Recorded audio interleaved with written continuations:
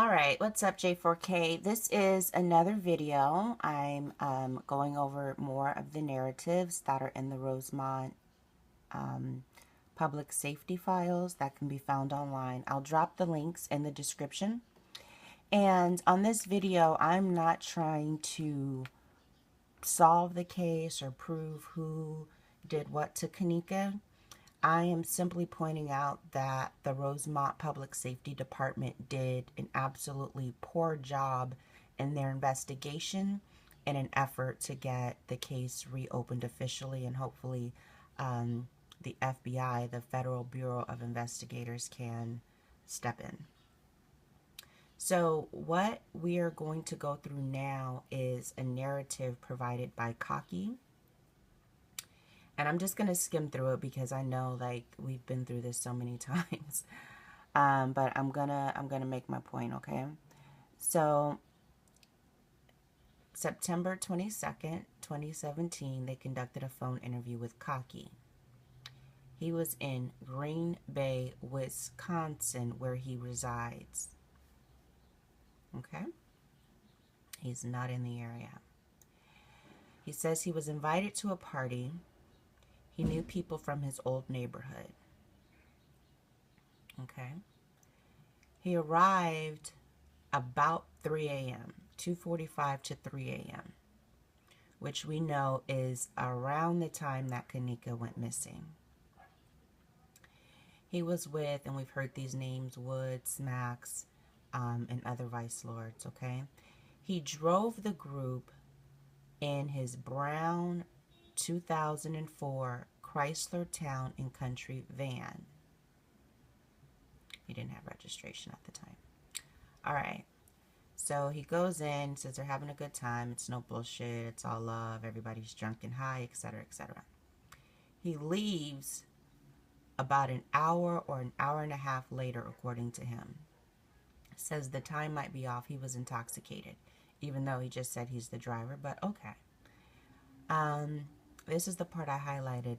The group proceeded back to the area of Holman Avenue and Florney Street to chill some more. Okay, he didn't know about Kenneka being missing. He was told the next day. Other people in his group said they knew but didn't think it was that serious, etc. He denied any involvement in gangs. However, a database search was completed in Chicago PD, and he was a documented member of the Vice Lord Street Gang. And he told the police he used to be in the gangs and still associates with the members. So keep all that in mind because it's all going to come full circle, my theory. All right. So back to here. The group proceeded back to the area of Holman Avenue and Florney Street to chill some more. Okay, so they had an after party. They're coming from a party. They went to the hotel.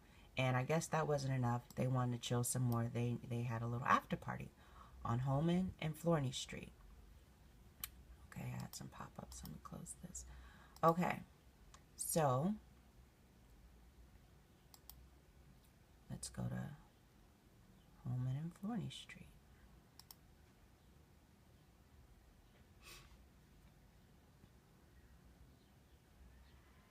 All right, so this is Holman and Florney Street here. Okay. This is where he says they went back to have their after party and chill some more. This is the Google Maps on the ground.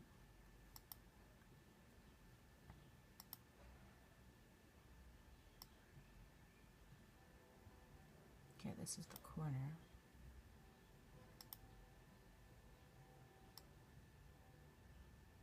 What is that? Is that a camera right there? Right there on the corner of Holman and Florney Street?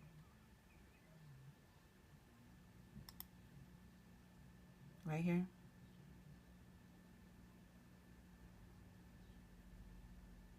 Did the Rosemont investigators check to see if they went to Holman and Florney Street?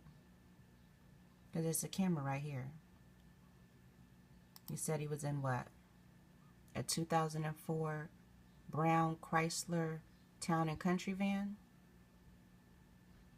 You would be able to see this big old van on the cameras, right?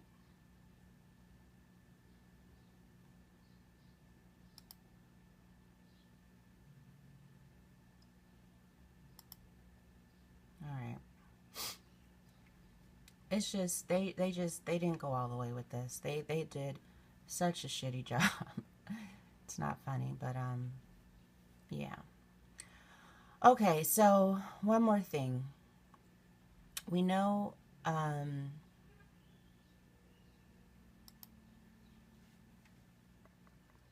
Kanika's uncle was murdered. This is the article in the Chicago Sun-Times. Okay. He was shot dead, West Side, Holman Square neighborhood. We just went to Holman Street, right? Didn't we? 1100 block of South Independence. Okay. All right. So let's look. The 1100 block of South Independence. Okay, I hope you guys can see this. I hope you guys can see. I just want to make a few points. This right here in the corner is where Kanika's uncle was murdered. One, two long blocks, 3, 4. This is the police department right here. 5 blocks from the police department. Okay. This up here, can you see? This right here is the homicide division. So these people can't solve a case that happened right next door to them, right where they park their cars at to go to work. Right next to the place where all these police people eat lunch and shit. Like, really?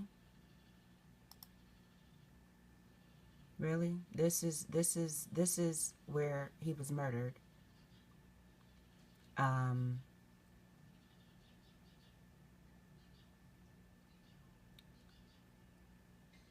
Let me show you. Let me back up a little bit. This is what they consider Holman Square. Okay? So, right here at the top, can you see my little cursor? Right here at the top is where Cocky and his group hangs out, right? And right here, down here, is where J Money was murdered. Do you think there's a connection? Do you think people that are in the streets know what happens right around the corner from them? I think so. You don't think the police know what the hell happened a few blocks down the street from them? I think so.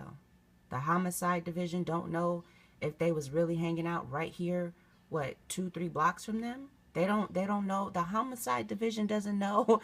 Come on. What is going on? This don't make no sense. This don't make no sense. All these murders about to go unsolved? Okay. So I said I was going to bring it full circle. And I am. Cocky, this guy that gave us this narrative, remember, he was also naming people that turned around and said that they weren't with him and never been to a party, okay?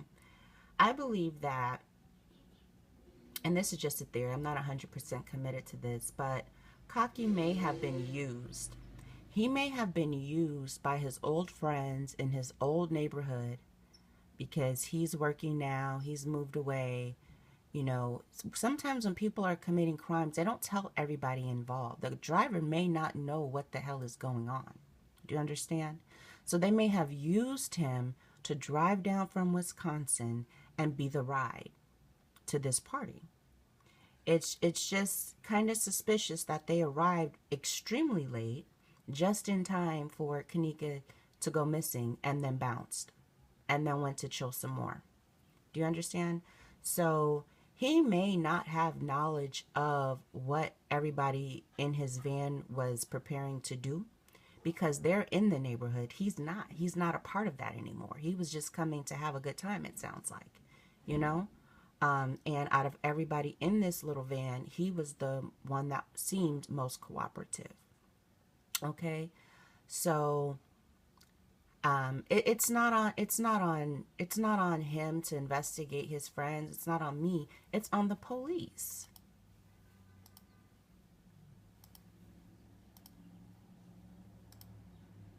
It's on these people that work right here and work right here and cash them fat ass fucking paychecks to figure this shit out.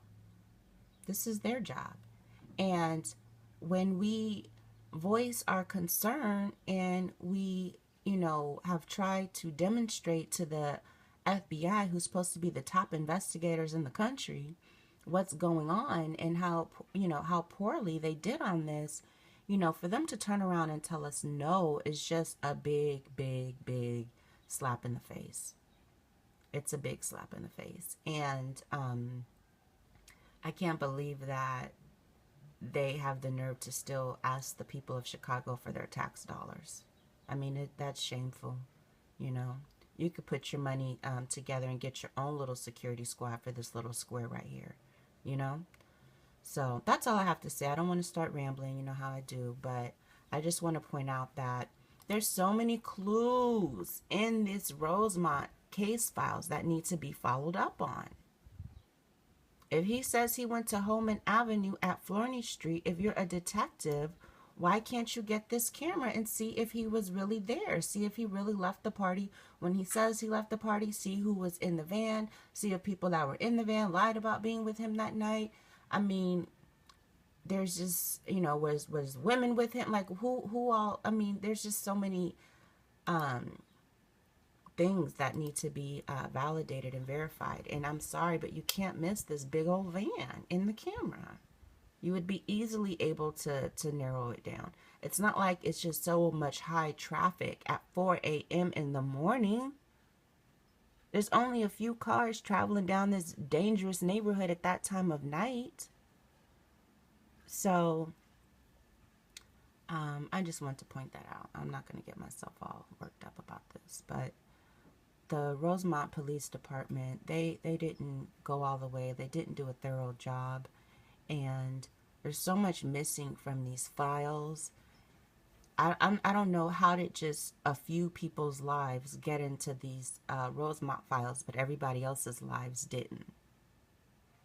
All the other evidence people have collected didn't make it into these files, but this other bullshit in these summaries did. And if the case is still open and they're still updating the evidence box, why aren't they including the narratives from Irene and Pease and Tiffy in their file box? Like, why aren't they considering that? It's firsthand eyewitness testimony. It's verbatim. It's better than these summaries, So that's it. I will talk to you soon. I have more. Bye-bye.